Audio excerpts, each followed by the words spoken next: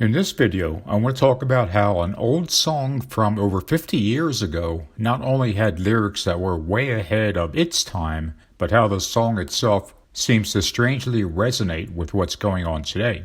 Before I begin, I do want to say a quick thank you to Off-Grid Desert Farming, who were kind enough to share an old video of mine called 45 Biblical Reasons That Donald J. Trump is the Antichrist. The video has received over 17,000 views in just a few days on their channel, which is almost as much as it did on my channel in over a year and a half. So it's great to see that a new audience is hearing the case for Trump being the Antichrist. As you might have guessed, though, Off-Grid Desert Farming also received hundreds upon hundreds of angry comments from so-called Christians who not only love Trump, but who will defend him come hell or high water.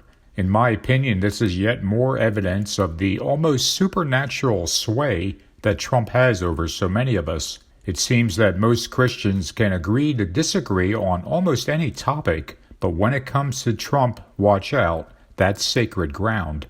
By the way, there are certainly videos on the Off-Grid channel that I do not agree with, as I'm sure there are videos on my channel that they wouldn't agree with. But I do appreciate their sharing that particular video and for putting up with all of those angry comments. Now let's get to the subject of this video. When I was a kid, there was a song called In the Year 2525 by Zager and Evans, which despite its unusual subject matter, became a #1 hit back in July of 1969. Because of YouTube copyright algorithms, I'm not going to play the song here.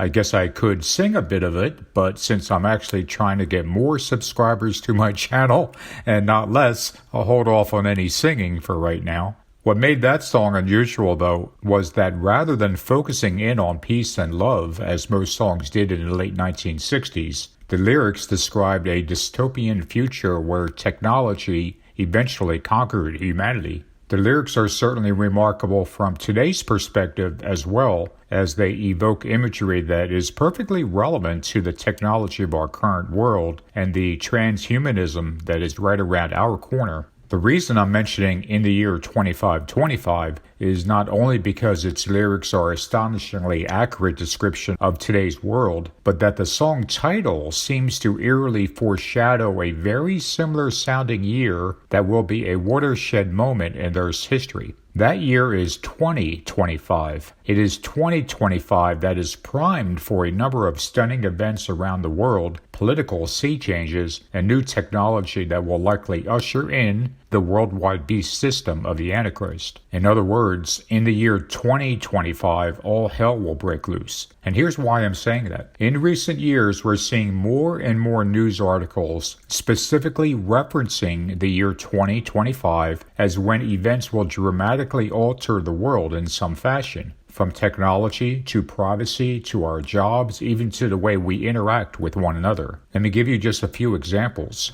Biometric Technology. A recent survey of security professionals revealed that 72% of companies are planning to do away with traditional passwords by 2025. This will require new authorization services for face, voice, eye, hand, and signature identification. Why is this so important? It just so happens that the United States government has an ominous-sounding department named the Office of Biometric Identity Management. Its stated purpose is to advance the security of both the United States and worldwide travel. How will that happen? Through the use and sharing of biometric information for identity management. The use of biometrics to identify us will be ubiquitous by the year 2025. The Internet of Things. If you haven't heard of the Internet of Things, here's a brief explanation. The term encompasses everything that's connected to the Internet, but especially objects that talk to each other. Simply put, the Internet of Things is made up of devices that are connected together. When most people think of the Internet of Things, they inevitably think about the gadgets that have limited functions or their wearable technology, such as smartwatches. They may not consider that things includes almost anything. There are internet-connected things that allow us to control our gardens, our appliances, our cars, our animals, and even our health. It's now at the point where anything that could be connected to the internet is connected to the internet. By 2025, forecasts suggest there will be more than 75 billion devices connected to the Internet of Things, or 10 times the population of Earth. In other words, the World Wide Web will truly be worldwide. 6G networks. Just when many of us were getting used to hearing about 5G networks and how much faster and more efficient they are than 4G, we are now on the verge of having 6G technology with capabilities beyond what most could imagine just a few short years ago. The Japanese telecommunication company NTT will build a pilot 6G network to serve the venue for the 2025 World Expo in Osaka. But if you're not sure if 6G will fundamentally change our world, check out this stunning quote from the Nokia Bell Labs website. 6G will fuse the human, physical, and digital worlds.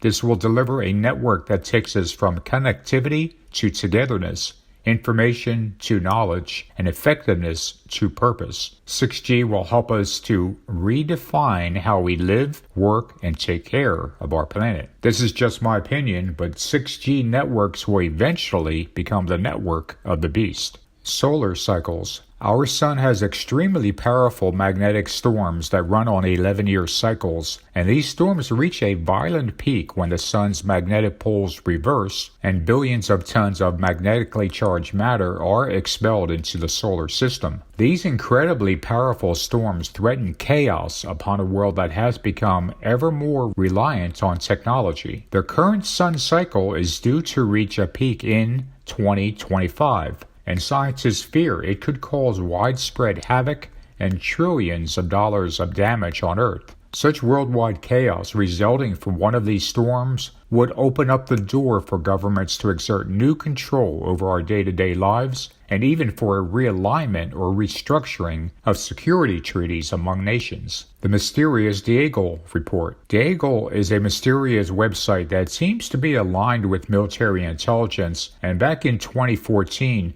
published a report on Deagel.com that forecast that the population of the United States would be reduced to less than 70 million by the year 2025. In 2019, Deagel modified the forecast to state that the U.S. population would be approximately 99 million by the year 2025, which is still a reduction of more than 2/3. What's interesting is not so much the mystery behind what people or government agency runs the website, or why anyone would make such detailed reports available online, but the fact that the report itself has been scrubbed from the website. Musk owning Twitter. Even smaller news stories now seem to point to the year 2025 as being pivotal. Take, for example, the recent efforts of Elon Musk to purchase Twitter, a deal that originally was thought might be completed sometime this year. Now a Florida pension fund is suing Musk and Twitter, arguing that Delaware law requires a 3-year waiting period before the deal can be closed, because Musk is an interested shareholder. That means that Musk's bid to buy the platform cannot take effect until 2025. The return of the vile one. Of course, the most stunning and impactful event, almost certain to happen in early 2025, is the return of one Donald J. Trump to the White House. This will not only shock the world, but Trump's thirst for vengeance will shake this nation to the very core. And this won't be a repeat of Trump's first term, where he tried to get away with putting his political enemies in jail or tried to overturn the 2020 election, only to be prevented from doing so by sober-minded people around him. Those people will no longer be there in 2025. By then, Congress will be filled with those who are exceptionally loyal to Donald J. Trump and desire nothing more than to help him exact revenge on his enemies. Trump truly is the MAGA king, and his political allies will help him get whatever he wants. And it's not just Congress that will be filled with Trump loyalists, as state and local governments across the nation are seeing a great influx of ultra-MAGA and pro-QAnon people running for office, with many of them likely being in place by 2025.